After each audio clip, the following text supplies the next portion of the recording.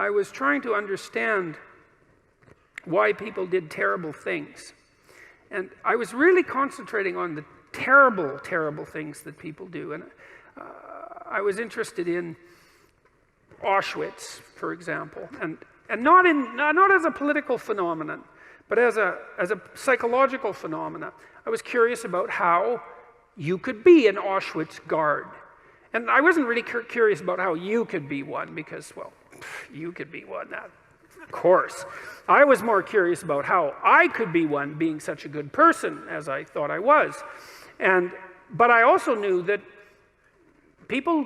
many people did many terrible things during the 20th century, and the idea that I was somehow better than them, or that I should assume a priori that I was better than them, and that I wouldn't have made the same choices or worse had I been in the same situation, was a very, very, very dangerous supposition.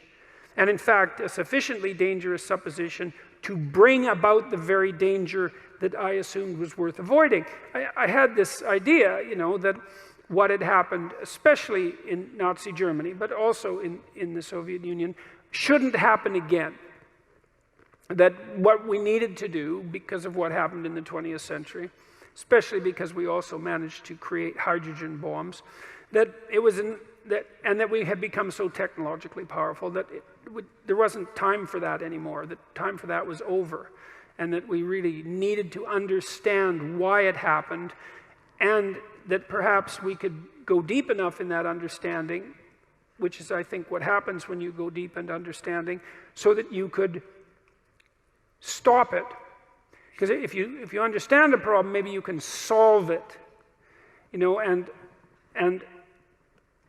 at least in part, I came to believe that the problem was, as Solzhenitsyn said, that the problem is that the line between good and evil runs down every human heart.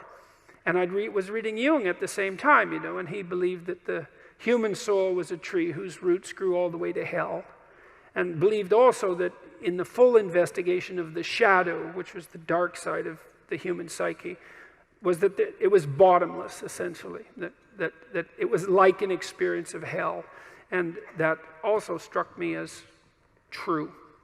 And that the way to stop those sorts of things from happening was to stop yourself from being the sort of person who would do it, who would even start to do it. Because the other thing you learn when you learn about atrocities of that sort, you could read Ordinary Men, by the way, which is an unbelievably great study of exactly this sort of phenomenon. It's on my book list on my website. It's about a group of German policemen who were turned into brutal murderers over a period of months when they went into Poland after the Germans had marched through. And they were just ordinary middle-class men. And they weren't forced into this by their leadership, by the way, either, which is one of the things that makes the book so interesting. So for me, it was a matter of understanding that if we want this sort of thing to not happen anymore, then we have to start to become the sort of people who wouldn't do it, which seems rather self-evident, all things considered, unless you believe that we're the pawns of social forces, for example, like the Marxists do. And I don't believe that, because we're also the creator of social forces. And we're also capable of standing up to social forces, because I would say the individual is more powerful than the social force, all things considered. Interestingly enough, that the way to stop such things from happening, the way to remember properly, is to understand that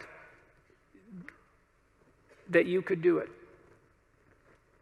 that you could do those terrible things, because the people who did them were like you, and that the way out of that is to stop being like that. And the way you stop being like that is, well, at least in part, by ceasing to tell yourself lies that you don't believe in, and that you shouldn't act out.